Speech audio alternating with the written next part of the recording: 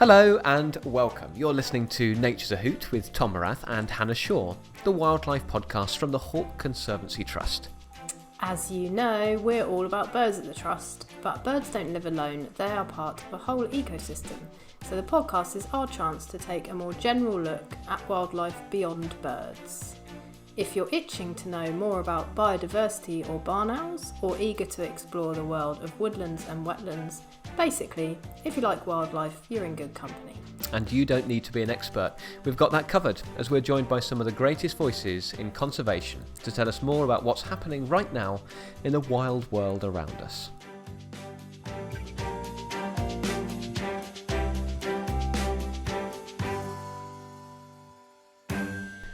So Hannah, we've got a slightly different episode this week, a bit of a kind of a special episode really, because, well, last week we had a bit of a go at doing each other's jobs, didn't we? Yeah, it was fun. I had a good day. Both days. Yeah, so did I actually. I feel like maybe we're just both in the wrong jobs and we just do a straight swap at some point, because obviously we were both equally as good at each other's jobs, but it was really good fun. So coming up in a short while, you'll all be able to have a listen in on how I got on as a member of the Conservation and Research Department alongside Hannah, as we went out in search of some of the British birds of prey in the local countryside. Yeah. And also, Hannah, you were part of the bird team, weren't you? Yeah, I did. I had a great day exploring what it's like to be on the bird team, which was definitely new for me. I don't get to, have those close encounters with the birds, so it was wonderful. Yeah, it's weird, isn't it? Because you're kind of on site here more or less every day, and the birds are around you, but actually kind of getting hands-on involved with them is kind of, it eludes you a little bit sometimes, doesn't it? Yeah, absolutely. It's definitely different. But it was really nice. It's nice, the birds we all talk about, everybody talks about. It's nice to actually get a bit of time with them, to see their personalities and just get stuck in and see what you guys do on a daily basis. I mean, I know I just see you running around like mad people. Oh, we are all mad people. Yeah. So, you're obviously so busy. But yeah, it was really nice to be part of that. So that's coming up in the next few minutes.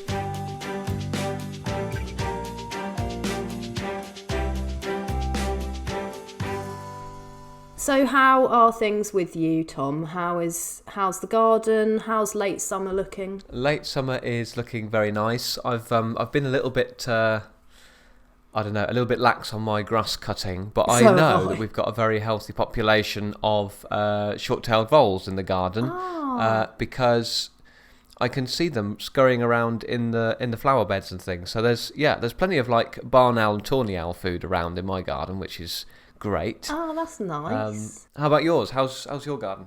Well, I don't have any small mammals, but I do have an elephant hawk moth caterpillar, which I was absolutely thrilled with. Yeah, I saw this. I saw you post that on Twitter, didn't you? Yeah, I did. I don't, goodness knows how it ended up in my garden, because hawk moth caterpillars feed on willow herbs, usually rosebay willow herb, but they also will feed on fuchsia and other species of willow herb.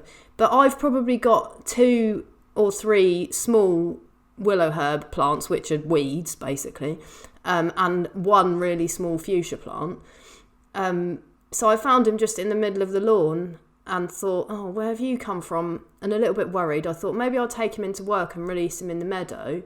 But in the meantime, I made him his own snack pot of said fuchsia and all the willow herb I could find in the garden. And actually, he's doing really well. He seems quite happy and is eating and hanging out in the pot. So I think I'll probably tuck it into a corner somewhere in the garden, because I've got like a wildlife corner which is quite messy with some, the piles of my chopped off wildflowers and a bit of compost and wood pile. So I think I'll tuck the pot in there so that he can go down and get into the soil for the winter, because they overwinter as a chrysalis. So obviously I've looked all this up to find out all about him to make sure I can look after him. And fingers crossed I might have an elephant hawk moth in the spring. You've got a lodger there. You're like an Airbnb for caterpillars and moths. Yeah. Excellent. Well, that sounds fun. Yeah. That sounds really fun. There's been a lot going around, actually. It's kind of hard to keep a level head with quite a lot of kind of eco-anxiety going on, with the report that came out, basically not... Yeah, with the IPCC not being report. particularly... how should we say, particularly optimistic about the current state of our climate and our natural world, which, let's face it, that came as no real surprise to all of us. But it's hard to kind of stay positive about this sort of thing, isn't it? Well, I think we've spoken about this before. Oh, it's difficult, isn't it? Yeah, it's really hard. Sometimes it just feels really hopeless, doesn't it? Because it just feels like it's so overwhelming and there's so much we need to think about. There was an article recently that I think you read as well, by Sophie Pavelle, one of our previous guests. That friend of the show. Yeah, friend of the podcast. She wrote a really interesting and really thought-provoking article about eco-anxiety and how that links to this younger generation, sort of millennial generation, making the decision to not have children because of their eco-guilt, which I found it it was a really good article, but it's just really sad because it's like, it feels like it's been put on the shoulders of this generation that they have to, make that life-changing decision of perhaps not having children because of how messed up the world is. How does it make you feel, Tom? I know you are in a special position with it. I'm in a very special position because so I learnt a number of weeks ago now that in early 2022 I'm going to be a dad. I'm so happy. And that is so happy for you. The single most exciting thing that's ever happened in my life, I have to say. Yeah. Like, it is totally wonderful, and I feel emotional saying that to you now. Yeah. Like, it is the biggest thing ever to happen. But this article that you're talking about did kind of come at an opportune time, and I think it's twofold. So there's two sides to this guilt. Firstly, being the addition. We know that whatever a human being does, we have an impact on our world, and not always a negative impact. We have lots of people that have a very positive impact on the world and changing things for the good. But we know that we have a level of, a carbon footprint, etc., on our ecosystem. The other side of the guilt is kind of aside from everybody else. It's trying to be forward thinking about the type of world that this child of mine, whoever they are, is going to be growing up in, and what that's going to be like to cope with for them, because already we're seeing the world changing and not always for the better, and how they are going to have to deal with that. And I think, one of the other arguments that I've seen out there quite a lot, kind of against this feeling that you shouldn't have children if you are supportive of a greener way of living and wanting to change things for the better, not to have children. Something against that has been, how many people are having children who, maybe don't agree that the climate is changing because of human beings, or really just kind of fairly apathetic about the whole thing. And those people not engaging with that will still continue to have children. And kind of you need to, I don't know, maybe balance the scales a little bit between people who, want to try and make things better and want to try and teach about conservation and live in a greener lifestyle, compared to, maybe people that are not quite so interested in it or haven't had the privilege to learn about that sort of thing. I don't know. Absolutely. I think it's really tough, and I completely agree with you. I think that people who, like you, who care about the world and want to bring up someone who is also gonna care and potentially have a really positive impact, that absolutely those people should be having children and bringing up the next generation, because otherwise what are we left with? It's just really sad. There's this particular line that I picked out from Sophie's Sophie's article here, and it says, as someone working in the conservation sector, if I do have children one day, will I be called a hypocrite? And I've definitely felt that myself, that it's like, we bang on this show about, we want to try and do better for our planet, the little things we can all do. And I'm kind of thinking to myself, is that all kind of wiped out by this choice that I've made? Like, all the good things I could do doesn't anywhere near make up for the negative potential impact that child's going to have. I'm thinking, the things we've kind of prepared ourselves with at the moment, like nappies. I mean, crikey, the nappies I had as a kid are probably still out there somewhere, like not yet biodegraded. And we're kind of, between my partner and I, Amy and I, have decided to kind of, as much as we can, go on the more eco-aware side of things, and kind of have reusable nappies and having everything kind of eventually toys and things that are either second hand or they're made from sustainable resources.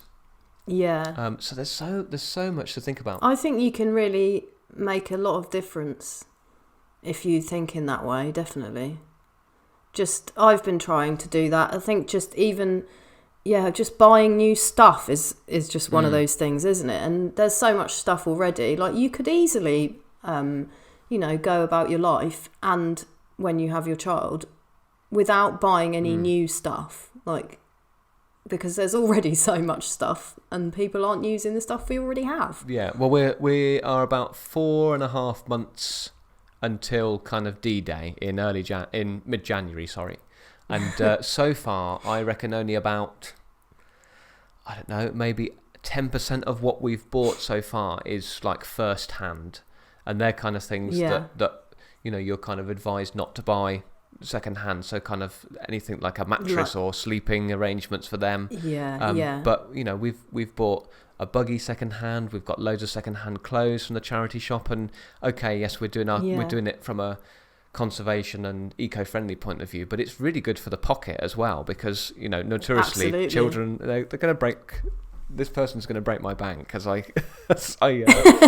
grow older. I know that. So at this stage, whilst they pretty much don't care what they're going to wear, we'll make the choice of them having stuff from the charity shop. I feel for you, because you're like in that position right now, and I don't want you to feel guilty. I think you should be happy, because I think it's great.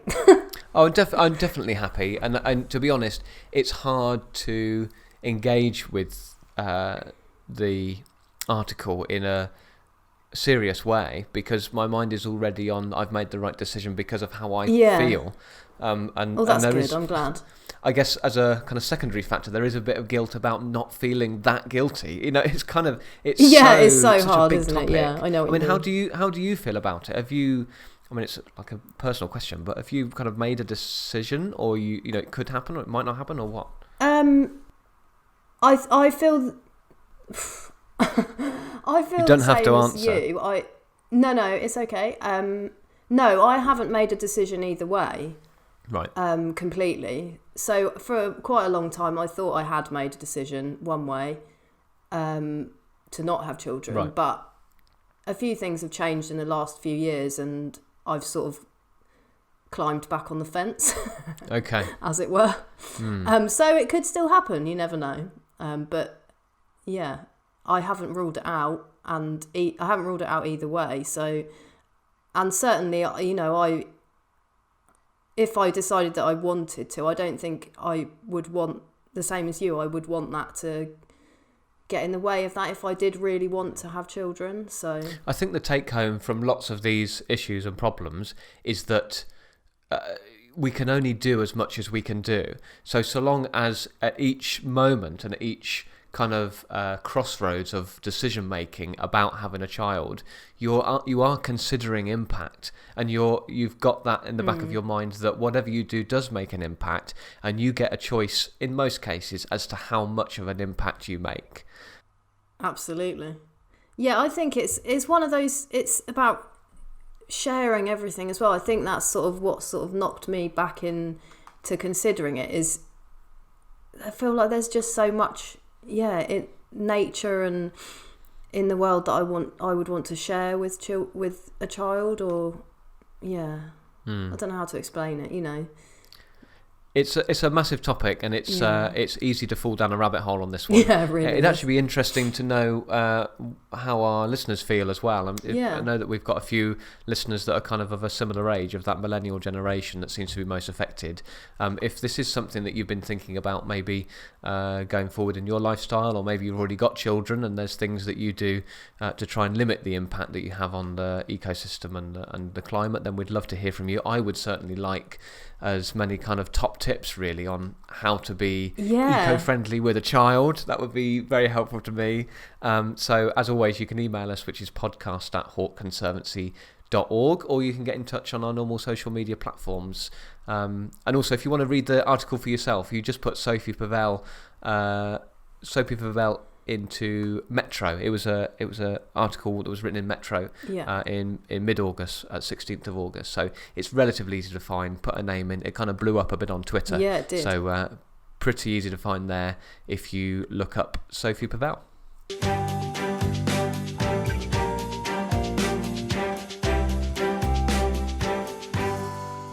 So Hannah, we spent a bit of time with each other out doing each other's jobs, and I wanted to introduce the first of these, which was when I came out into the field with you to do a transect. You were very patient with me. Was I? Yeah, because, well, you'll hear in the next couple of minutes how the equipment didn't really agree with me, did it? Scientific equipment, just, we're not friends. But we'll leave it to our audience to see how I got on. Have a listen to this.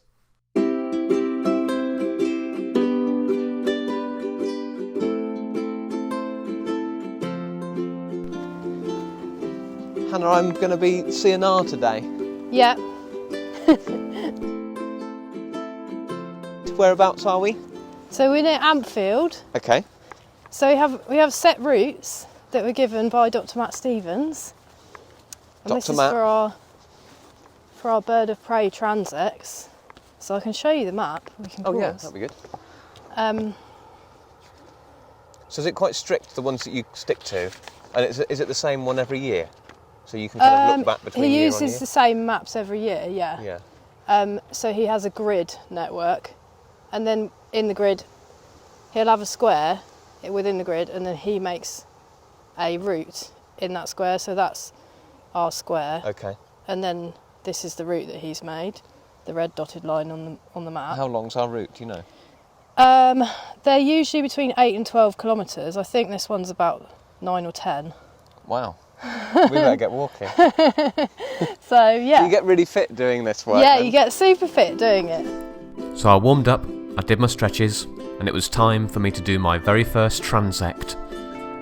So what you do is you walk around and you look for birds of prey, and then when you find them, you record them. So other than the recording bit, it's kind of what a lot of us get up to on the weekends anyway. Exactly, yeah.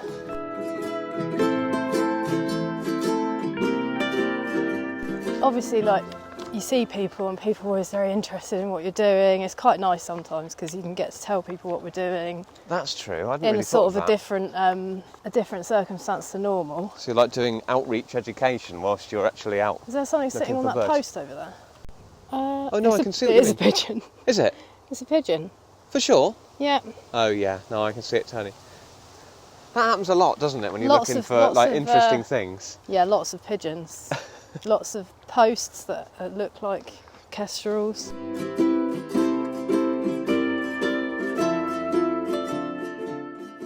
So we have an app where we record everything, and there's an option on the app for how sure you are. Okay, this is our own app. Yeah. So can I see the app? Yeah, Have I you can got show it? you the app. Yeah. I'll keep an eye on the sky while you're on the phone. You do that. So it's called My Survey 123, and then so I don't have the autumn transects on there yet, so I'll be starting that in September. Okay. So I'll just go into the. So I can see there's last year's autumn one and then this year's spring one. Yeah, exactly, okay. And then there'll be one for autumn. So at the moment we're doing summer transects. Okay. So we go into that, and. So you do them you do them right from the spring right round through. Yeah, so they're in sets. So we have spring and autumn, which is part of the main sort of data collection. And we've been doing that since 2011. Right. So that was the first set of data, was 2011 to 2016, and then the next set is there's a blue butterfly. Oh yes, common blue. It's a common blue, isn't it? I think so. Yeah.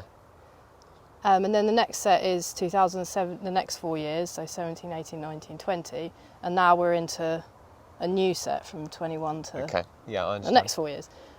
So Matt's already analysed and published on the first set, the 2011 to 16, and that's the 2 papers that he recently, I say recently, in science land, it's recent, but it was Everything end of takes a long time. 2019, beginning of 2020, so about a year ago, a bit more than a year ago. He published on the buzzard and red kite numbers. Oh yeah, and people can read that, can't they? Yeah, actually, so if they're that's on the our website. So this is what the app looks like. So you put in your observer name. So I scroll down to Hannah, put in Hannah, and then you put in your route. So we're actually that one. Oops, no, not that one. H7, Ampfield. First entry for the transect, and then. And you put in all the information for your spot, so where you are. Date and time you started it, and then your latitude, longitude, and then this is the observations. Okay. Comes up once you put that in. So if we were to spot something, say now, we'd have to recall what time. Yeah, so it tells you, it gives you the time. Oh, okay. So unless you've spotted it 20 minutes ago and you're having your lunch, and then you okay, yeah. and then you just leave the time as it is. There, yeah. And then you can put your species, so it gives you all the species. We do ravens as well. Hey. So we've even got owls on there, so people must have been spotting owls. So buzzard, red kite, kestrel are probably the most commonly seen ones. And then you sparrowhawk, peregrine, hobby. I did see a hobby once.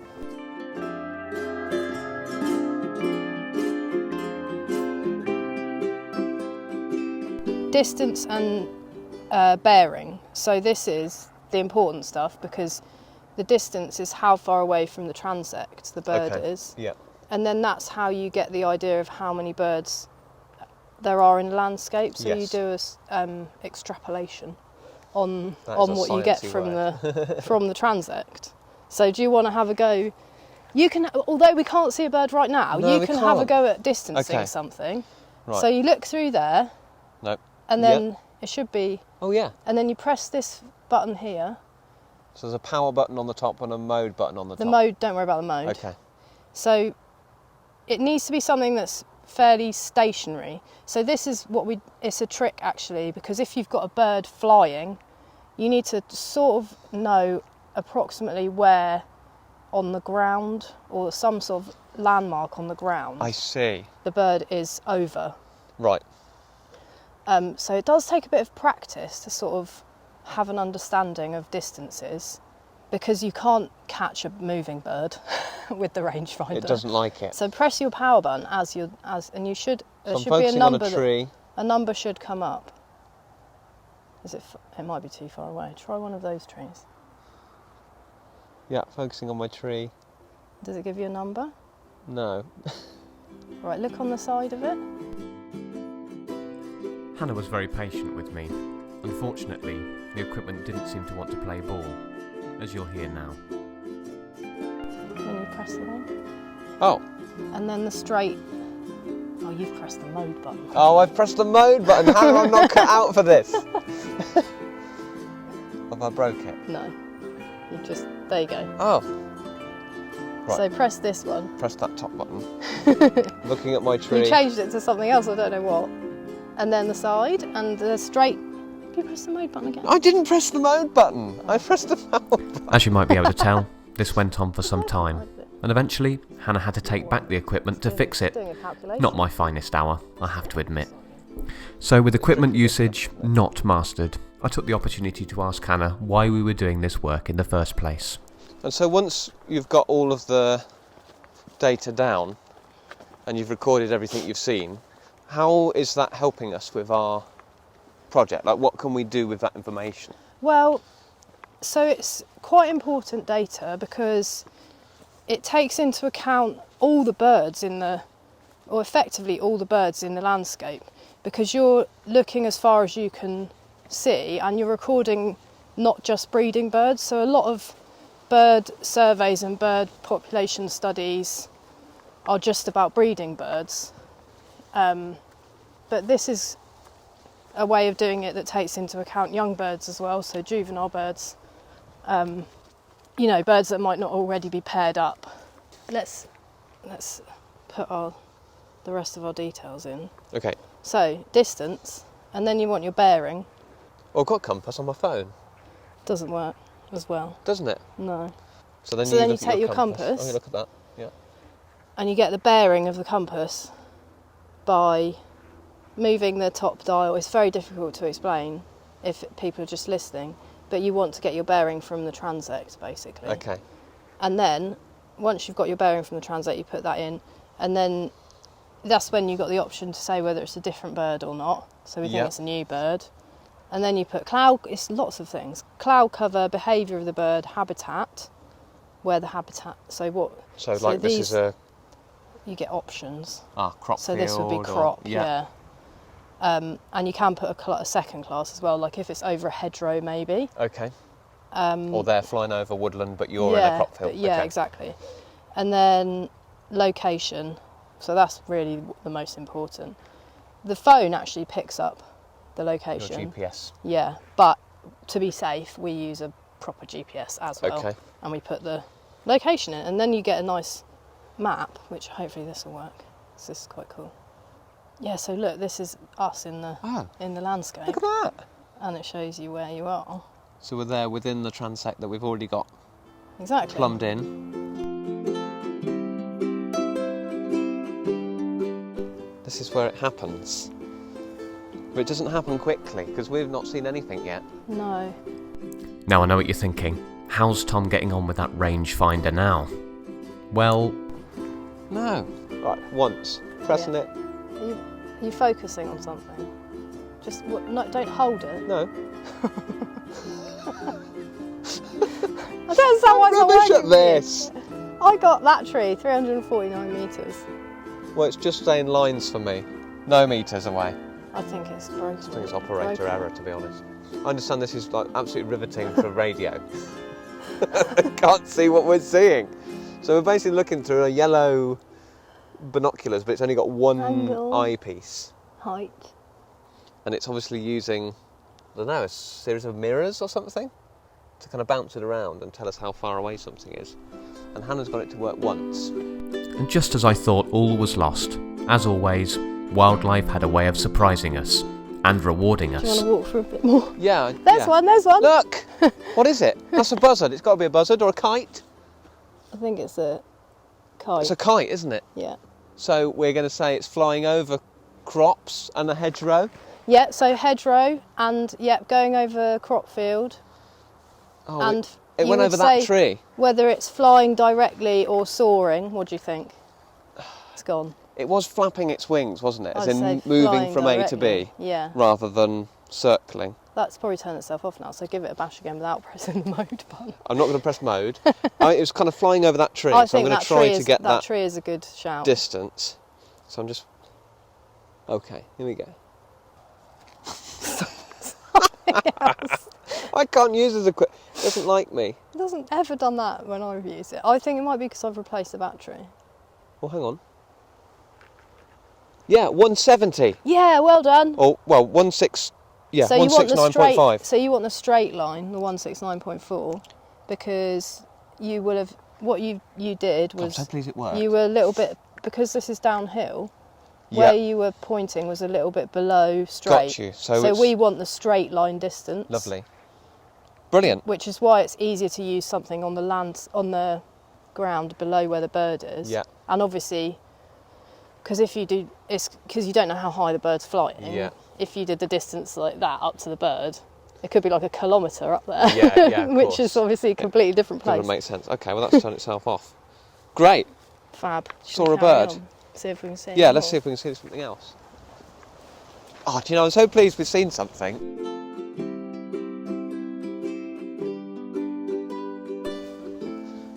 Oh, this must be quite, well, maybe not great, but I know the field next door, when we walk past there, that could be quite good for barn owls as well in the evening, couldn't it? Oh, look! Buzzard. Yes. Is it? Great. Well, that's good. 2 birds, 2 species. Yeah. So let's just get the GPS for this one. Oh, sorry, yeah, go on. I'm too excited now. Shall I show you how you use the GPS? Yeah. Or you know how to use the GPS? No. Oh. No? It's going to take a million years to I think I'm acquire like Bear all Grylls the or something. Like I've gone out and done GPS. Sometimes the GPS is a bit temperamental, so you have to walk up and down to get it to work. Okay. To pick up all the satellites.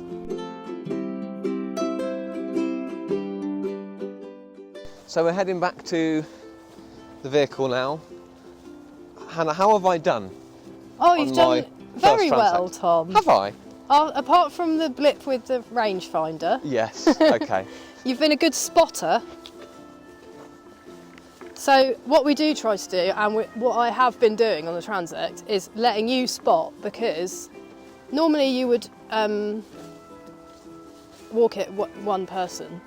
Okay. So if you've got two people, you're sort of doubling effort. Yes. Which isn't good scientifically. So you were the spotter. So I just tried to keep quiet and let you spot. Okay.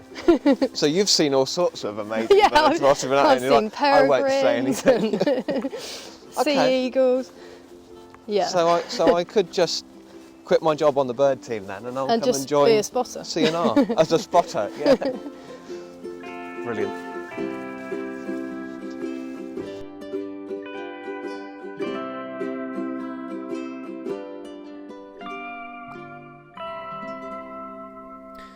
Do you know, I was so pleased that we actually managed to see something on a transect. Like, I was really worried we'd go out and it'd be one of those days, which I know you get, where you walk and nothing. Yeah. Nada. No birds.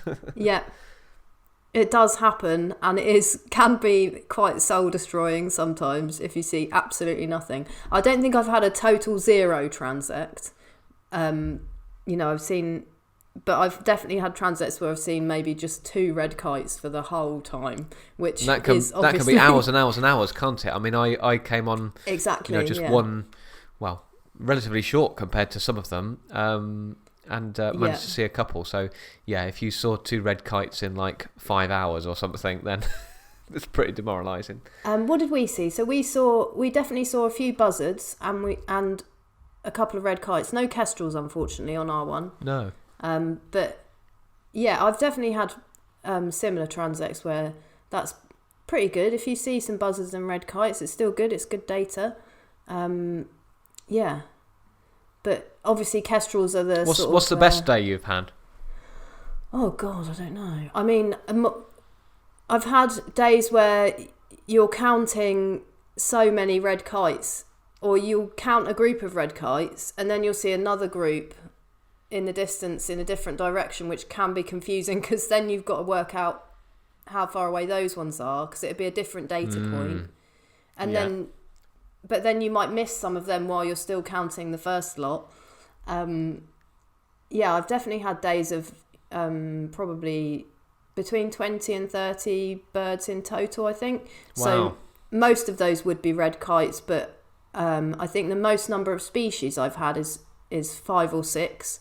So probably red kite, buzzard, kestrel, sparrowhawk, hobby. You said about the hobby. Yeah. That must have been a great day.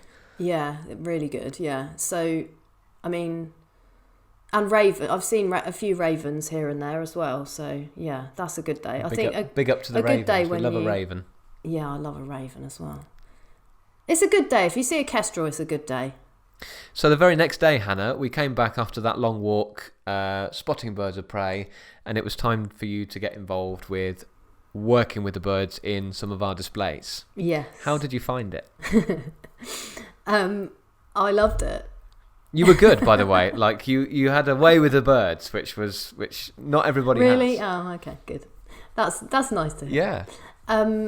Yeah, I loved it. It's really nice, like I said earlier, to get to know the birds' personalities a bit, and getting. There's still something really exciting about going inside the aviary. You know, you're going into their home.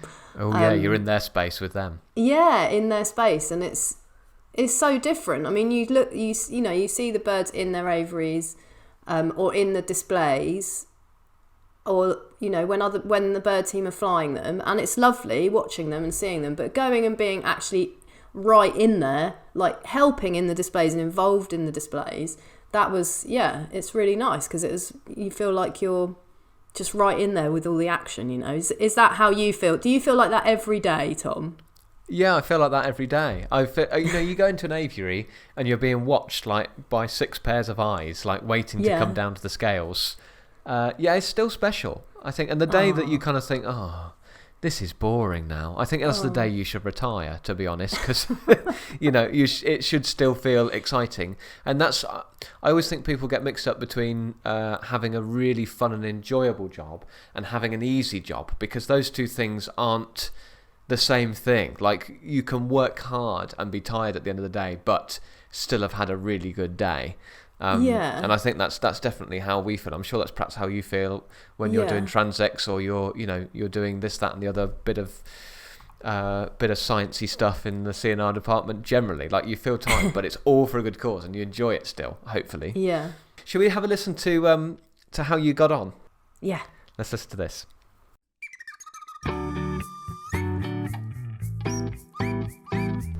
So we'll go and get our equipment ready. We're just coming up to the Valley of the Eagles display. Not the Valley of the Eagles display. No, Wings of Africa. Do you want my job straight away? What's going on? I don't.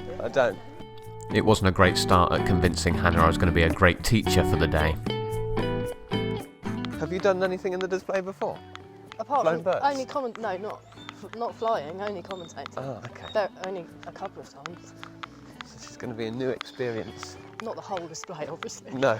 Okay.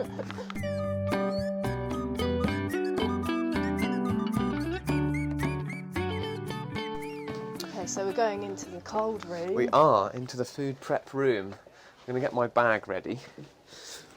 And then... Do you use the same bag all the time? Is that your Yeah, bag? it's my bag. Definitely. My bag, my glove. It's all of your own kit. And you get quite protective over your equipment. And your peg. Right. As you know, some people have even written their names on the pegs. So it's get quite defensive over where things should be.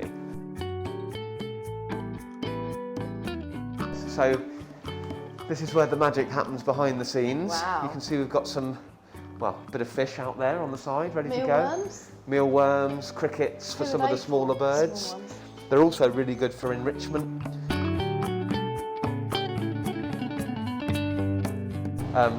Is this a freezer? This is a fridge. Fridge. So the freezer's next door. Okay. And this is where we kind of keep all the food, obviously a little bit fresher throughout the day.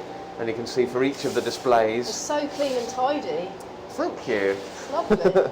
Obviously. Through no fault of mine. I'm sure it is all the time. It always is, yeah. Absolutely, it has to be. Exactly. Obviously our birds are going to eat this food, and so it needs to be, we always like to say it needs to be clean enough that you would be happy to leave your lunch in here. Yeah. So perhaps not whilst the bird's food is in there as well, because obviously there's a lot of raw meat happening here, which is what you might imagine the birds eat. And you can see the different displays has already got the food ready and prepared to go. So organised. So the Valley of the Eagles and the Woodland Owls, some food for one of our experiences later on, and the Wings of Africa food is over in the lower flying grounds, which is where we're going to go next to collect our food for the show. Okay. So the music's ready and going. Setting the scene. Yes, in our Savannah Arena. It's like a little slice of Africa in the Hampshire countryside. Watch out for cara holes. Yes, they're like booby traps in the middle there, aren't they? And you can see we've got our crocodile in the... Really realistic. It's super realistic because it stays totally still. I'd love one to have like a little sound effect of, when they rumble underneath the water, and do the and we could have bubbles under it. That's what they do when they're mating, isn't it? It is, yeah. There's bubbles that come up on the surface. So here we are, Savannah HQ. This is where the magic really does happen. So this is where we plan all of the displays. Yeah. And so Gary, who's the head of the bird team and our head of living collection, he kind of decides who's doing what for the day in terms of who's going to fly which birds, and which birds are going to fly in each show, making sure they're all ready to go. So this is our display for today. So we are going to be up on the balcony up here with Rowena as well. Okay. And we're also going to need to hot foot it after that up to the top of the park to let the storks out for the show. So that's going to be fun, isn't it? So let me get your bag. This one I'll probably do. Storks are my favourite. Are they? Yeah, in the Wings of Africa. They make quite an entrance, don't they? Over like that. Yeah, that's fine. So you want it to be on your right hand side, which you've done. Okay, I'll get you a little bit of food. So it's obviously remembering that it's raw meat, so obviously wash your hands after doing this, because. Yeah. So I'll just portion it up, and that's going to be for our hooded vultures, which we're going to be taking part in the show Just go with. straight in. Need one of these. So each day we have a team of 3 people, who are on what we call get ready. Yeah. And that means they get ready for the shows, and they weigh all the birds and get the food ready, and they fly the birds during the demonstration. So it's kind of a different team every day. And today it's Miriam. Hello, Hi, Miriam. Hi. What have you just been doing? Well, we have a check-off sheet, so as a team we can work through and make sure everything that needs to be done before the show starts has been done. Because you don't want to be mid-show and realise that something hasn't been weighed or props haven't been put out in the arena. So it's quite important. So I'm just about to go and prepare the storks, put their telemetry on, give them their food, and yeah, that's my next job. Fantastic, and we'll be meeting those storks a little bit later on by the looks of it, so hopefully they're raring and ready to go by then. Hopefully. Good luck, Miriam. Good luck. Okay, shall we go and weigh some birds? Yeah. With our plan in place, we headed up to meet the hooded vultures for their morning weigh-in. Okay, so as we were saying, we need to go and weigh our birds, and we weigh all the birds every day that are taking part in the displays, in our experiences. So essentially, if they're not looking after youngsters or having a bit of a rest for a molt, they get weighed every single day. We weigh them on these electronic scales. To be difficult, some of the birds get weighed in grams, some of the birds get weighed in pounds and ounces. Hello. If you want to come round this way, we've got a little stump to put the scales on, so that it's always the same every day, otherwise it gets a little bit rickety. And all you need to do is, if you get a little piece of food that we gave you earlier on, just hold it in front of the scales here. As you can see, already we've got, who have we got here? This is Fagin, who's one of our hooded vultures. We've got a team of 5 in here. We've got Fagin, Jack Sparrow, Bonbon, Mighty Mite, and Sundance. And Sundance is the one right at the top there. So hold it. Just hold it near the perch. This is Mighty Mite. That one's going in the bag. That's it. On the bag. Oh, Oh. he's going to steal all your food. He's stolen your food. He's a pickpocket. Well, they're weighing themselves now, Hannah. Oh, there you go. I did that one. Yeah, that was dead easy. What have you got, weight-wise? Is this 3146? It says 314.6. 0.6. Okay, so that's £3.14 and a half, there or thereabouts. Let's see if we can get, who's this? This is Bonbon. Let's see if we can get Bonbon to hop up on the scales. Right, you do have to hold the scales, Hannah. I have to hold the scales. You have to hold the scales, otherwise... I'm a bit worried now. No, it's okay. They're really, really friendly. Okay. Oh, Tom. See, you get off there. You've broken the scales. It's not going very well so far. They're eating all Other the way, food. other way. So... That way. Oh, they're eating all your food, Hannah. Hannah thought this was easy. Oh, can you tell this isn't my normal job? It's okay, no one's taking photos of your failures. Right, okay, what do we got? So this is Sundance. Got any food I left? think we've already weighed Sundance. Oh. 314 and a half, or there or thereabouts.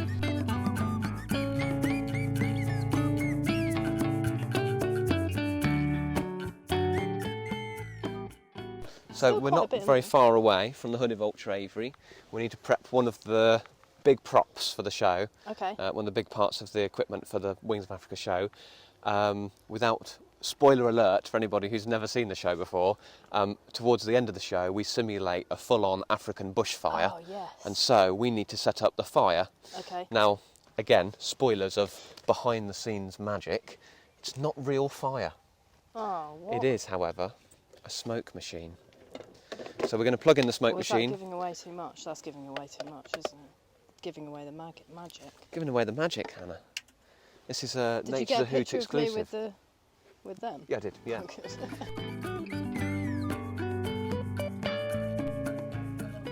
Okay, Hannah. I think just to give us a bit of a head start on later on, we're going to go and weigh one of the owls ready for Okay. the later display. So again, if you want to bring the Bring the scales with scales. us, we will we'll head up to go and see Troy, our tawny owl. Brilliant. Now he's probably going to be a little bit more forgiving than than the hooded vultures who just want to kind of mob you. Yeah. If they think they can get away with pinching a bit of food out the bag. There is a reason that one of them is called Fagin. He is a fantastic pickpocket. So I think Troy's actually doing an experience at the moment. Oh, is he? But that's all right, because there's somebody else next door, which is Ennis, the great grey owl. So what I'll do, Exciting. I'm going to give you a glove as well. Okay. Sometimes Ennis likes to just come and land with you, because he's very, very friendly. So I'll give you that. And then, as he comes towards you, you can just put your glove out. Okay. And again, we don't really want to let him out just yet. Oh, hello. There you go. So he's just landed up with you, getting ready to be weighed. He's definitely one of the birds that knows the routine very, very well. So he should be pretty good to weigh. Do you want to see if he'll come back to you? Do I need If you bit give him a of little food? squeak. That's it. That's brilliant. So he's there with you. Hello, Gary. Just checking, did you see that I had you on the stalks out, if that worked okay for you? Yeah, we're going to be good for stalks out, and if it's all right with you, Hannah is going to come up with me onto the balcony for the hoodeds as well. That's brilliant, no worries. Yeah, I'd put Rowena on it earlier, and then in the middle of my meeting I remembered that I needed to put Hannah on there as well. So, yeah, that's fine. Maybe between you can do that up there anyway. Yeah, I think the more the merrier. Sounds good. Thanks, Gary. Exactly, yeah. All right, that's brilliant. Thanks, Tom. Once we've gone through that tray and drop back into the audience. Gary's just going through the final part of the routine with everybody to make sure everybody's up to speed with what's happening. Because actually, although we do the same shows every day throughout the summer, they do change little bit by little bit because we're always trying to make them better and more exciting and naturally better for the birds, you know. So if there's something we can make it easier for them, then we'll do that if we can. So we're 5 minutes to go before the show starts, and you can see there's already a bird pre-show, flying. yes. Yes, we've got Victoria, the Yeah. African fish eagle, out flying. We always like to say that it's nice for people to see a bird before they see one of us. So she Okay, actually comes yeah. out completely unattended, if you like. Cedric lets her go from her aviary, follows her, but for 2 or 3 minutes there is, to all intents and purposes, a wild African fish eagle Yeah. flying around in the Savannah Arena, Yeah. and it looks really cool. What Cedric's going to encourage her to do, when she's in the right position, is show off that incredible fishing Fishing eagle skill, behaviour, yeah. which is just dipping their toes underneath the water surface and pulling out their reward.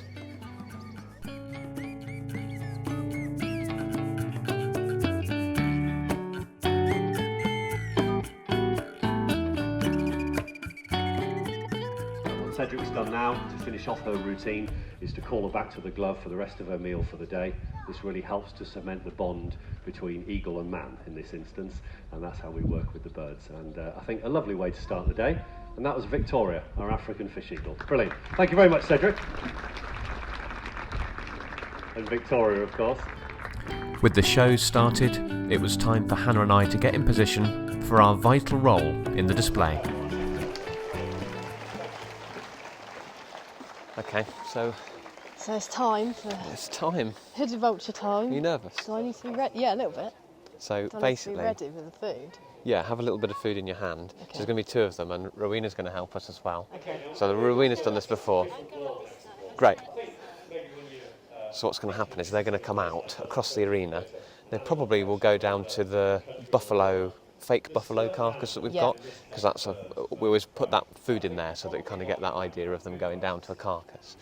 And then they're going to want to come up across the audience and come and land on the barrier here, and we're just going to give them a little bit of food straight to the beak. Okay. Oh, here they come, look. Straight down to the buffalo, as we said they might be. Which 2 vultures are these, Tom? Can you tell? So we should have Sundance, who we weighed earlier on, twice. And we should have Bonbon at the top. So if we hold our hand up like this, as they look at us, then we'll just flag them to the perch like that. Is it coming in? Yeah, give them a flag like that. Okay, here they come, Oh no, it's doing a... That's okay, here comes Sundance. Straight to his beak. Lovely.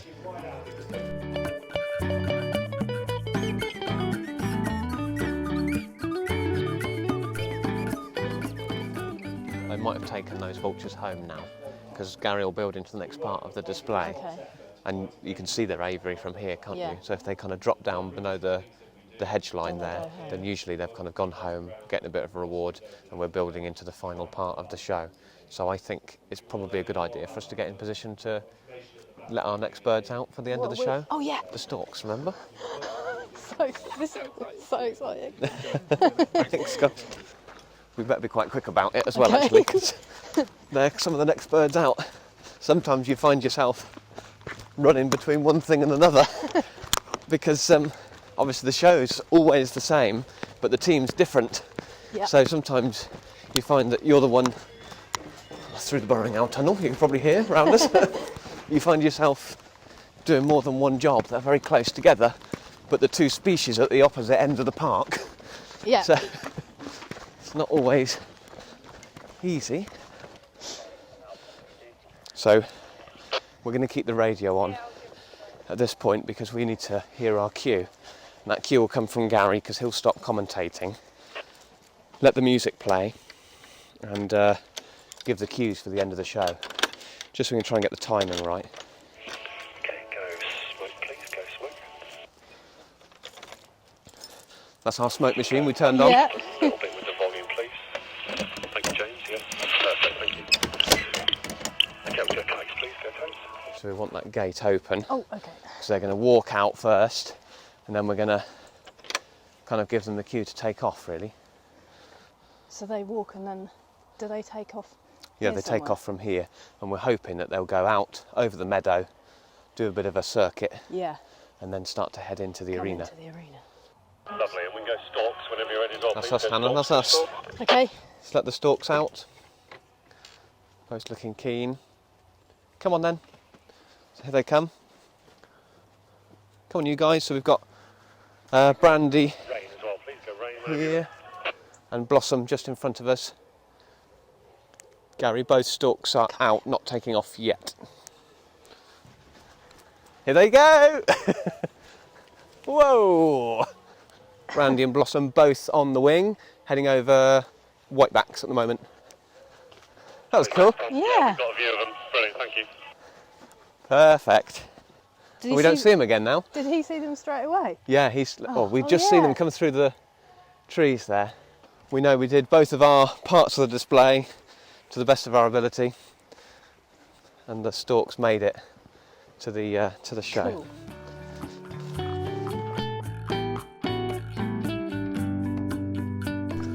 Well, have you enjoyed being a part of the bird team this I morning? really have. It's been great to so much kind fun. of show you in on this little bit of the world. I know you've kind of, like you said, done little bits and bobs here and there, but I've been here for nearly 4 years and I haven't really properly wow, really, done kind of any seen that bird team behind the scenes things. bits. Yeah, so it's really nice.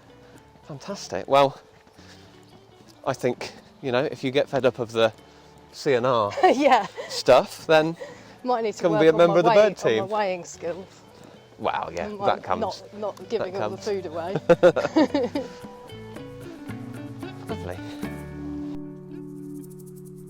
Great.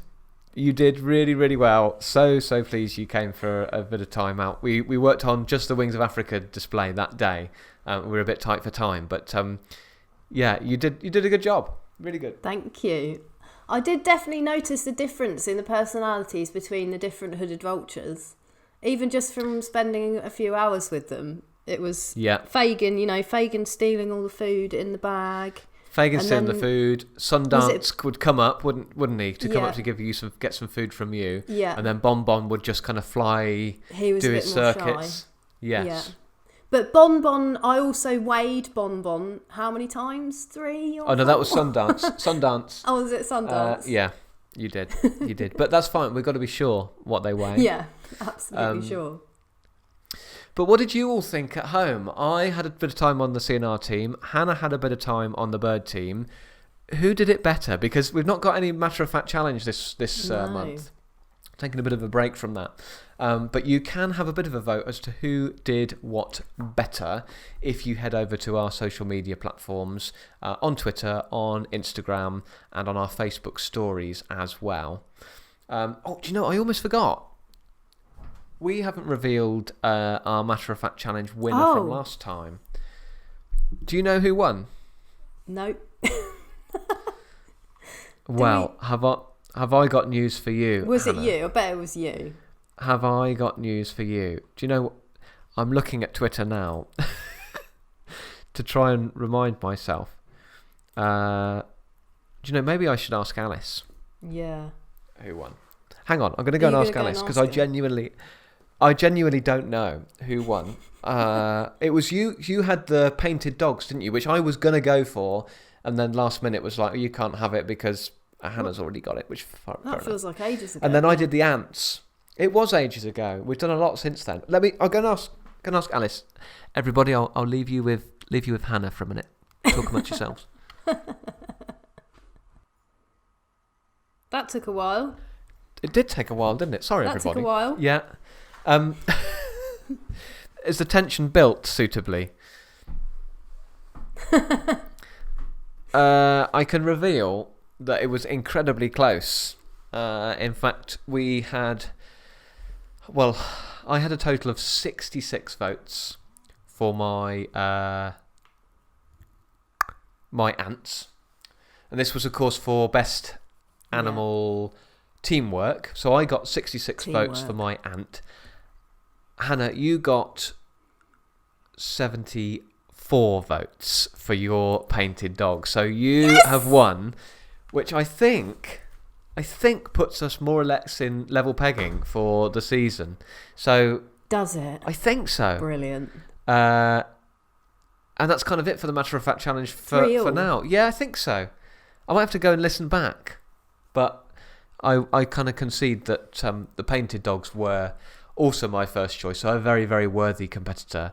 So all that's left now really is for people to decide whether you are better at being a bird of prey flyer than I am at a bird of prey spotter. Who knows? So that's the decider. Someone's going to come back who's a real eager listener and go, you've counted this up wrong. But just to build the natural tension, this is the decider of the series as to whether Hannah is a fantastic falconer or a fantastic member of the bird team. Or I could be CNR. Who do you think did whose job better? Head over to our social media to vote.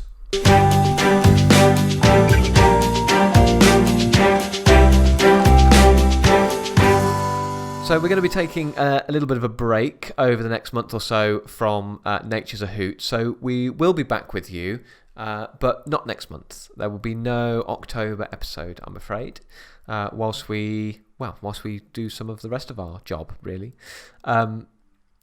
But during that break, please remember to come and visit us. Very excitingly, we've got IVAD, International Vulture Awareness Day, coming up on the 4th of September. It's always the first Saturday of September.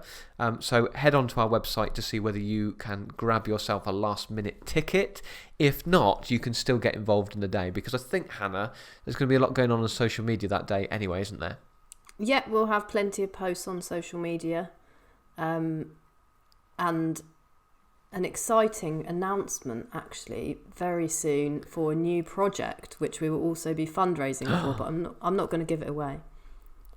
No, don't give it away yet. I'm sure we could perhaps talk about that on the next episode we do, whenever that is. Yes. A little bit of a deeper delve into another conservation project, which we're really, really excited about being involved with and getting off the ground. But those who come along to International Vulture Awareness Day will hear a bit about that on the day, and we'll be putting that out on social media on the day as well. Yeah, we're going to announce it on social media the week before IVAD, and then we'll have a little bit more information about it on the day. And for visitors, we'll have a bit of commentary about it to give some information about the actual project during one of our displays as well. Fantastic. So we'll be fundraising for that.